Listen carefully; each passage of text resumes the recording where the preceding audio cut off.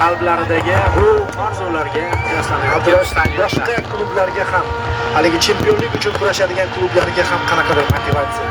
Yut mavsumda va mana shunaqa nishonlar. Xuddi shu yillarga katta motivatsiya beradigan nishonlar bo'lyapti. va kelasi mavsumda Eng yaxshi salyut degan nominatsiya e'lon qilish kerak. o'sha nominatsiyani ham berishsa salyut bo'lyapti.